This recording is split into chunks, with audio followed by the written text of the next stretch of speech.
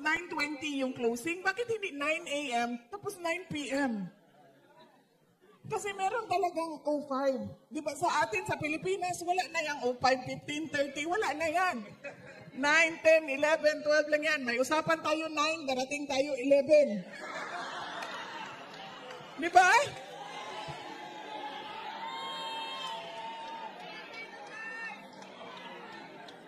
Dito, may closing ng tindahan 9:20.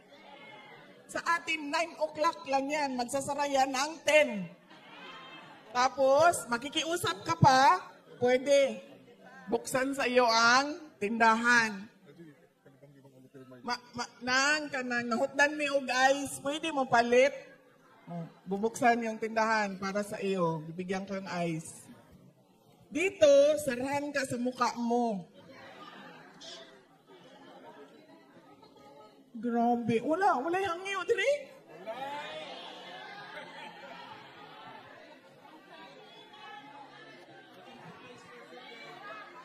Wala yung inamiguhay, dire, ma'am? Wala!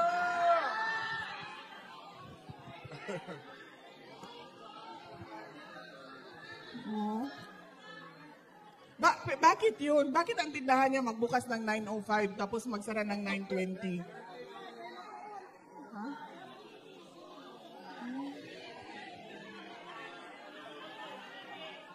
So, maglinis ng 5 minutes. 9 to 9:05, linis yan. 9:20 to 10, linis yan. O diba, sa atin, kahit naglilinis na, bibili pa rin tayo. Sa kanila, hindi. Pag panahon na ng linis, hindi ka na pwede pumasok. Nasaan na ako sa aking speech, ma'am? Yeah, tumawag siya kahapon. Sabihan ko siya, kalimutan mo ata ako. Sang linggo na dumaan, hindi ka tumawag sa akin. Paano ako makapagbigay sa iyo ng update at chismis kung hindi ka tatawag sa akin?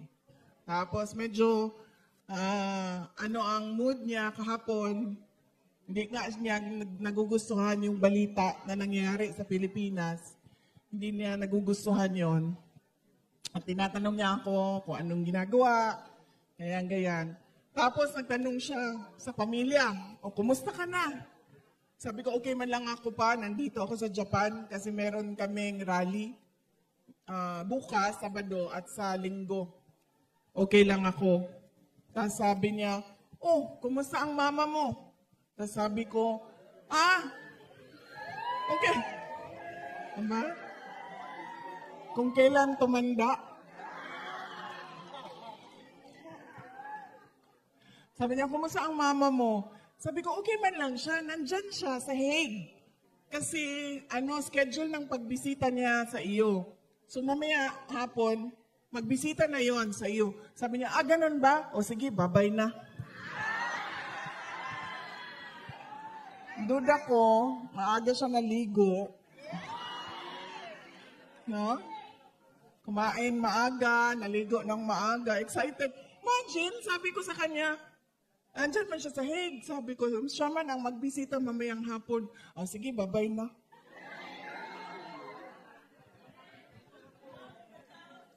Mga tigulang, kiringking.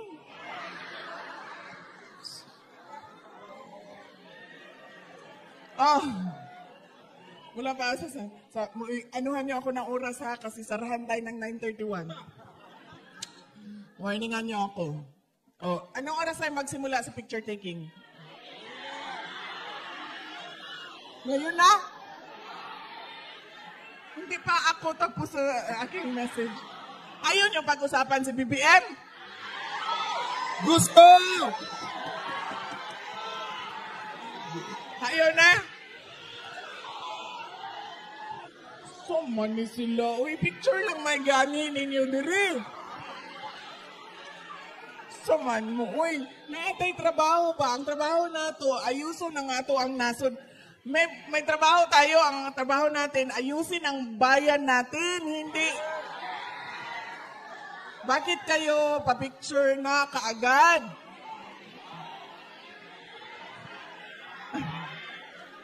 Sir, anong oras ang picture taking magsimula? Mahadlok yung ko. As in, kay nga no, nakitaan yun ako, gisarataan yun ko gahapon lagi. Sa naong. Ano oras ako magsimula sa picture taking ko? Ano oras magsimula ang picture taking? Ha? Ay, ngayon na? Tinuod di ay. Sa oras naman di ay. Oh, what, 9:30? Hanggang 9:30 tayo?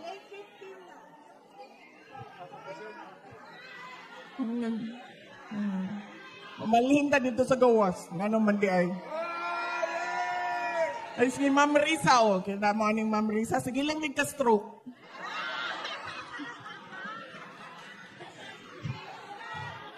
Masarok ka ni karon sala ni BBM. Samahan, ma'am. Pwede may sa gawas na lang mag-picture para.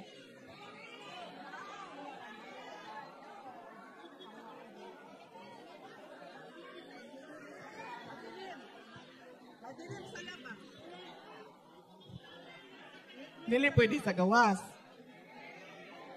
Angit-ngit. Anaan lang na itong flashlight. Flashlight. Pero pwede.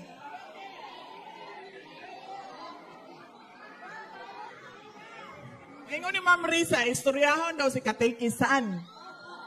So, manangho daw kay Katikisan. Di ba, wala naman tayo programa. Picture na lang, ma'am. O, napada. Hindi na nato ni sayangon sa paglalis kung unsang oras ka nabasa. Dili na mo ganahan kay PRD? Oh, sige. Paspason lang nako, ha?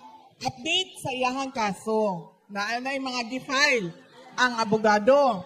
Ang abogado nag-file na og jurisdiction, no? Nagaingon ang abogado, wala may jurisdiction. Kay nagsugod ang inyohang investigasyon, duha ng katuig ang nila, ay sorry, Tagalog di ay.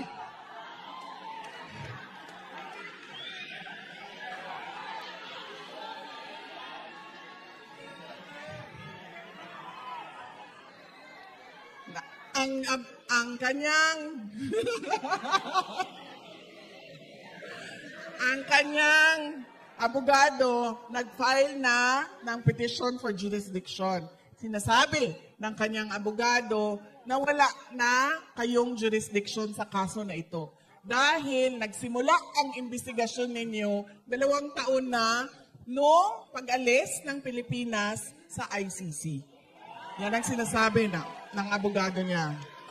At maraming legal experts at meron siyang kinuhang legal expert din na nagsasabi na tama nga, hindi na kayo pwedeng mag-imbestiga dahil tapos na yung 1-year period na pwede kayong mag-imbestiga after withdrawal. Ay, hindi ko alam yan, ma'am. Hindi ko pa alam kung makakauwi siya, ma'am. Hindi ko lang masagot kung kailan. Oh my God. Bring him home alive!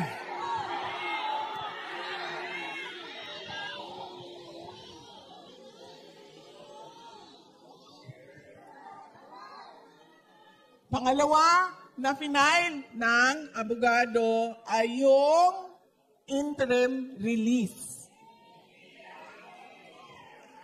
Ang kailangan kasi sa interim release ay yung third country o yung bansa na tatanggap kay Pangulong Duterte. Japan!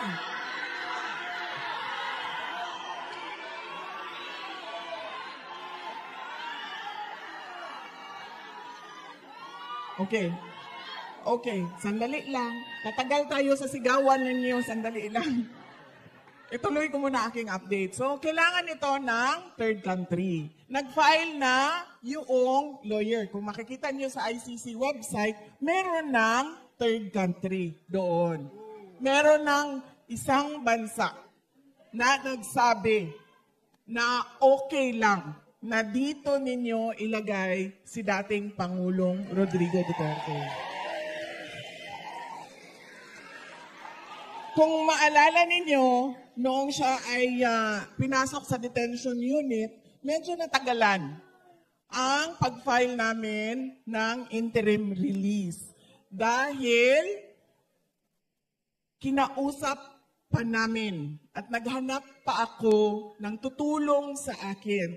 Dahil wala akong mapagkatiwalaan doon sa Pilipinas, ginamit ko ang aking mga nakilala sa labas ng Pilipinas dahil sa aking trabaho, nakiusap ako sa kanila na tulungan ninyo kami. So medyo matagal yon dahil hindi madali makipag-negosasyon sa isang bansa.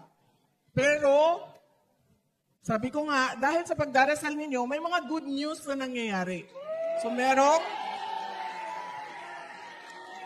merong isang bansa na nagsabi, sige, okay lang, dito ninyo siya dalhin. At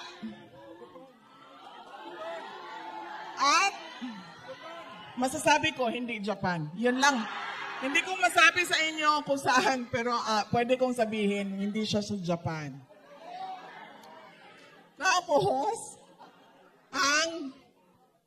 ayun. So yan ay pending. Nandoon na lahat ng papeles, dokumento, lahat. Pinasok na namin sa ICC. Ano ba ang sinasabi ng prosecutor? Sabi ng prosecutor, yes sir.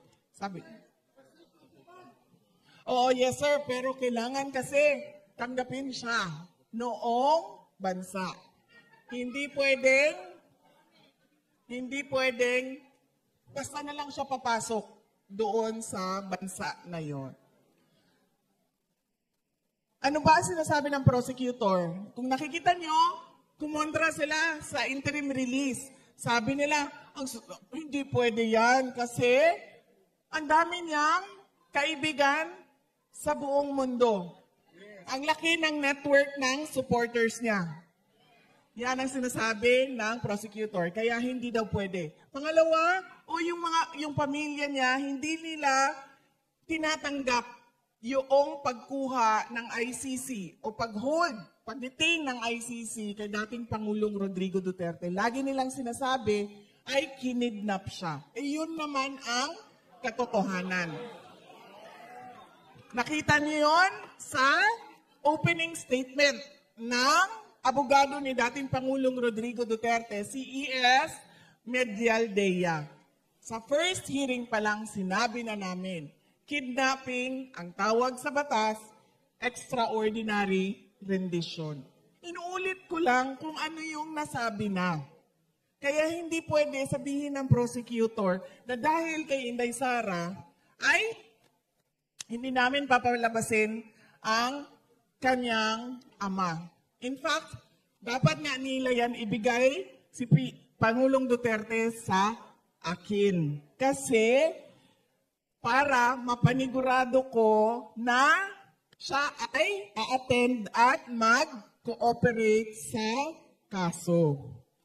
Dahil mahirap siyang i-engage kung siya ay nandoon sa loob. Bakit hindi pwede ibigay ang interim release? Tatlo yan. Unang-una, pwede siyang lumayas. Alam na natin na hindi siya lalayas. Kasi lagi niya sinasabi, gusto ko umuwi ng Davao. Gusto ko mamatay sa Pilipinas. So ibig sabihin, alam natin kung saan siya hanapin. Hindi yan pupunta ng Africa, ng Antarctica, ng West Philippine Sea. Pupunta yan ng Davao. Magpapalibing yan sa Davao.